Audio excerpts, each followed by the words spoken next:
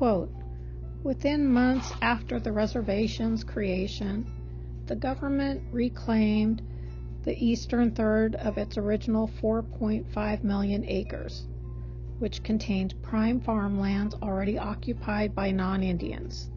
The remaining lands were reduced by almost one-half in 1879, leaving the current 1.4 million acre reservation. The rescinded north half, as it is still called, contained valuable natural resources including timber and gold, and soon became the Colville and Okanagan National Forests. Allotment, the Homestead Act, and the construction of Grand Coulee and Chief Joseph dams on the Columbia River all took their toll on the tribal lands through the years. The Colville tribes have received little or no compensation for this steady erosion of their land and resource base." Unquote. Dahl, 1994, page 32. Hi, my name is Gina Graham. My grandparents are Francis and Cecilia Smith, Harold and Virginia Mason, and my parents are John Smith of Inchlim, Washington, and Rebecca Luce of Ronan, Montana. I am a Colville tribal member and a Salish Kootenai College student. My presentation title is Climate Change, Colville Indian Reservation.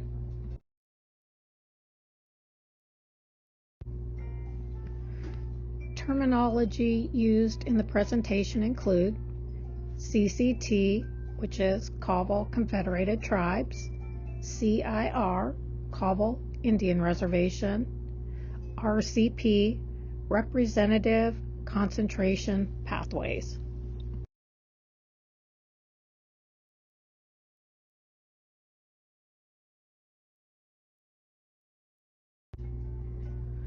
On this slide is a photograph taken after the 2021 wildfire near the Ferry and Okanagan County lines on the Colville Indian Reservation. The photo was taken by myself, Gina Graham.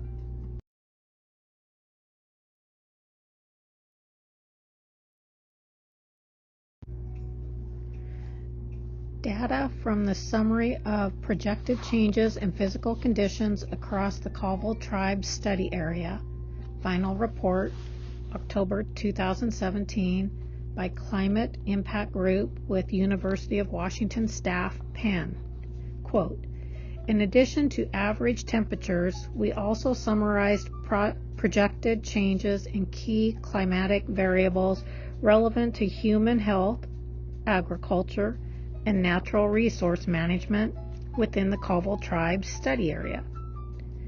Averaging all climate models for the RCP 8.5 emission scenario, it is projected that on average there will be 14% more consecutive dry days by mid-century and 25% more consecutive dry days by the end of the century," unquote, as authored by Case, Crosby, and Norheim.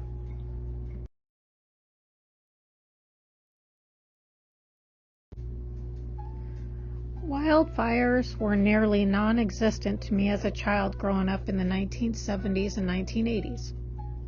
As a young girl being raised in the small rural town of Inchlim on the Colville Indian Reservation, I remember that during the springtime there were controlled burns.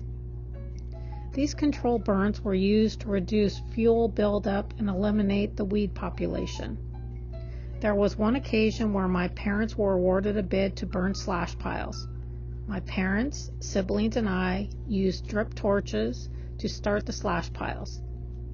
It was a weekend project, most likely completed in March or April, maybe even spring break. Both my parents worked or work in natural resources. For instance, my dad was a director of natural resources and my mom worked as scaler for the Bureau of Indian Affairs and now owns her own excavation business. Many of our family telephone calls revolve around our wildfire season. Both of my parents agree that wildfire season was not as long and did not claim as many acres as it does today.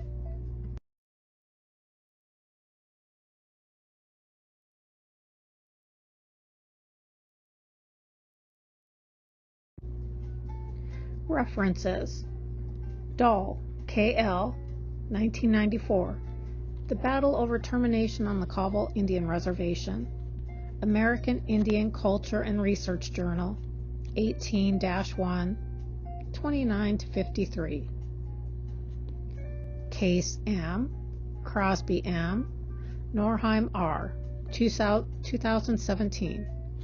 Summary of projected changes in physical conditions across the Colville Tribes Study Area, University of Washington.